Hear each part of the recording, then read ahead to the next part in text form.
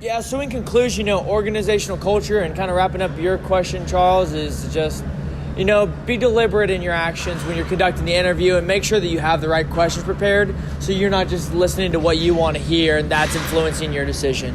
So guys, that wraps up, the chapters of the book, those initial 12 questions, but working as a group, we got to move into our bonus questions. So we're looking at the first one, which is what are the non-negotiable traits, or characteristics you think every leader needs? All right, well, we just wrapped up the textbooks, chapters 1 through 12, and really got into some good depth there and broke it down.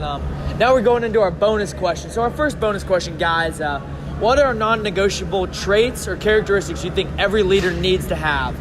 We're going to go ahead and pass this to Charles first. For me, honestly, I like, what a coincidence, honesty. I like honesty in a leader of mine or a manager of mine because I want to know that if I am doing a bad job, then I want to be let know. I want to be told that I'm doing a bad job. I don't want somebody to lie to me and tell me that things are okay when I'm obviously not performing to the task. I'm not a mind reader. Even in my own personal relationship with my wife, I let her know from the beginning that I am not that type of guy. I don't sit there and try to analyze things in a way that I don't believe or are being construed in the way that I need to take in my own mindset. No, I'd rather be told upfront and bluntly that if I'm not performing at a certain level that I should be performing, it'll indicate to me that I need to improve. So I'll pass this off to Jose to see what he believes is good in a manager. Charles, I agree with that. I think honesty is important in a leader, but if I had to pick one characteristic, I would say it's vision. I think, again, we talked about earlier the whole difference between leadership and management.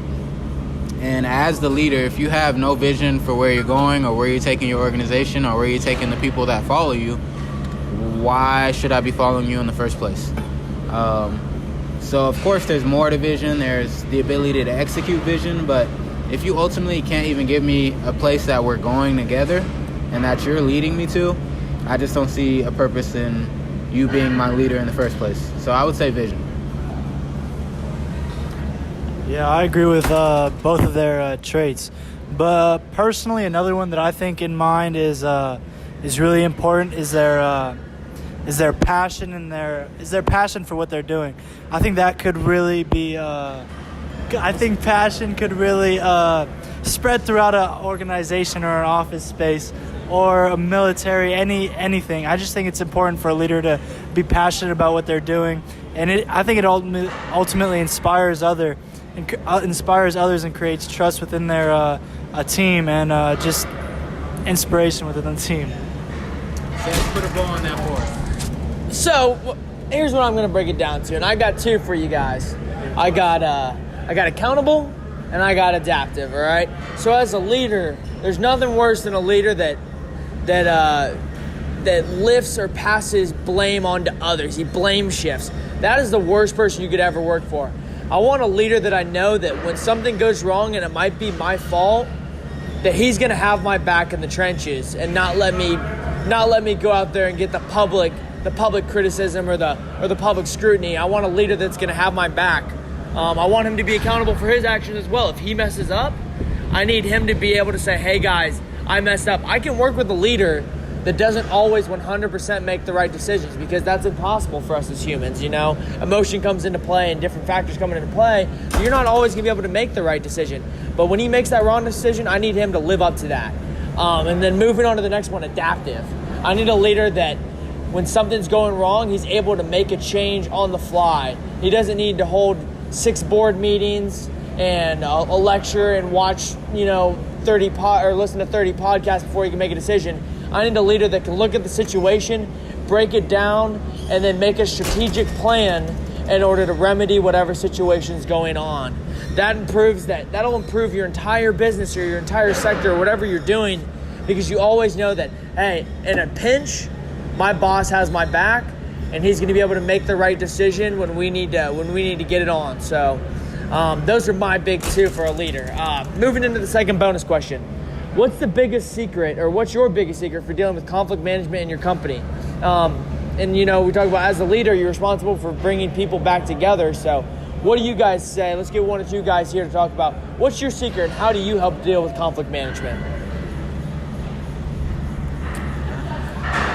That's a tough question, honestly, because it's just so diverse in what you're leading and who you're leading and what that looks like, what the conflict actually is. Oh, man. Yeah, that's a tough one, especially for a young leader. I would say the biggest thing to deal with conflict management as a leader, or your biggest secret that I've experienced, is no matter how scary or no matter how difficult the conflict is, you got to be able to actually just confront it as a leader. And you have to create a culture in your organization that says, we're going to deal with issues that come up that are going to hinder or completely stop what we're doing here. Almost taking up a spirit of like boldness and saying like, we're here for a reason and we refuse to let anything stop us, especially conflict. Because realistically, all conflict is, for the most part, is tension between people who ultimately either should be trying to make things better, or someone has lost focus of that and we need to get them back on track.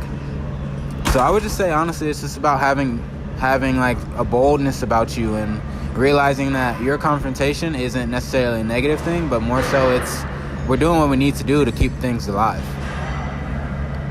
Yeah, to add on what Jose's saying, I think conflict management stems from the culture that's created from the leader in the beginning.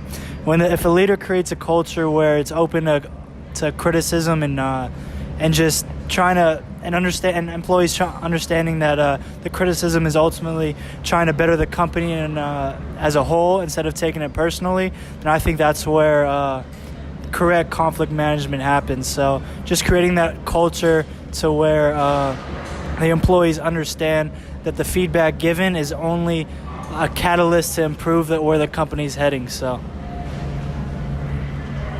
Yeah, kind of just to echo off of that, to make it kind of personal. I don't know how many of you guys are in relationships, but for myself, when I'm in an argument with my wife, I kind of this is something I had to learn over the course of my relationship. It's not really about who's right or wrong at one point. It's really about where we're trying to go. And if that argument is conducive to moving through and yeah, so like I was saying, it's not really about who's right or wrong. It's really about where we see ourselves progressing from this. Obviously, I'm not going to, even if I was in the right, the smart move wouldn't to, tell my wife, oh, I told you so, in a circumstance like that, because then it just brings on more negativity. So a smart manager wants to realize and help his employees to realize if the problem is dissolvable and we can move on from that frustration and progress from that, that's obviously the best move we can make. If it's something that needs to be addressed immediately, something that's if it's inappropriate, of course we need to address the importance of appropriate actions within the workplace.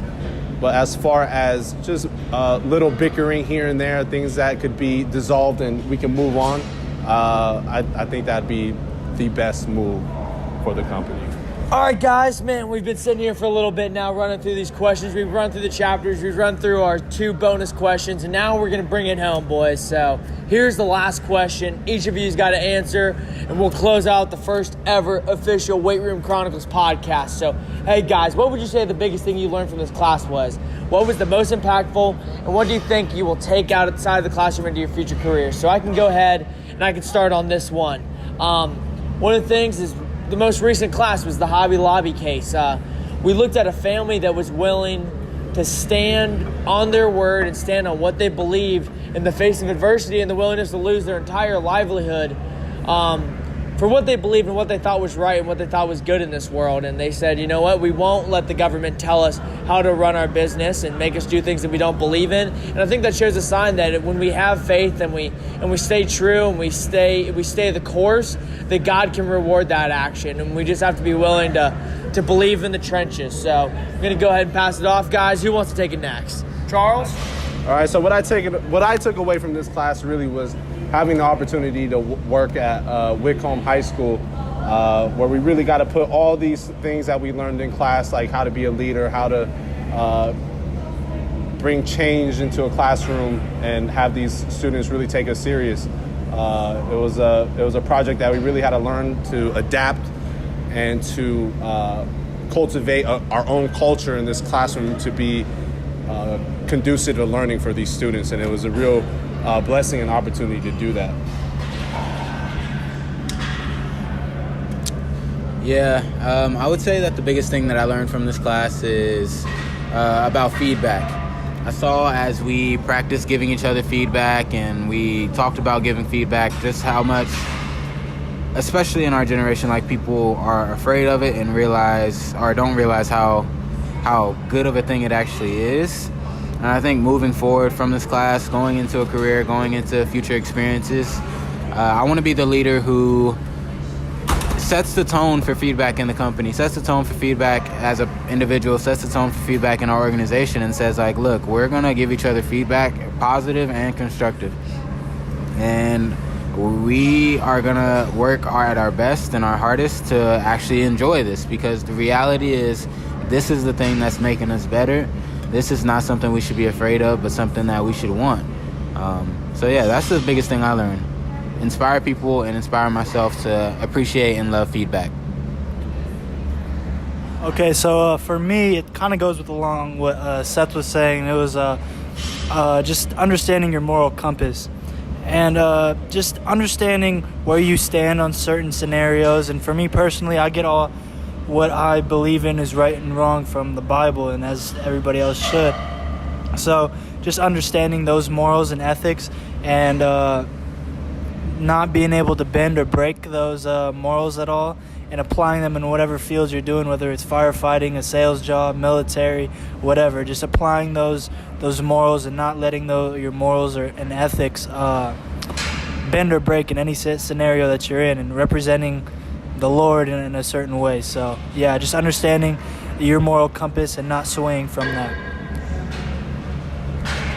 Hey, and with that, we heard from a lot of good guys. We got a lot of good conversation in tonight.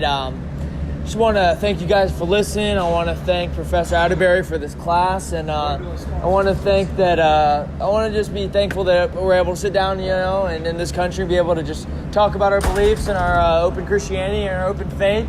And that concludes the first ever Weight Room Chronicles. So good job, guys. Yeah, thank you.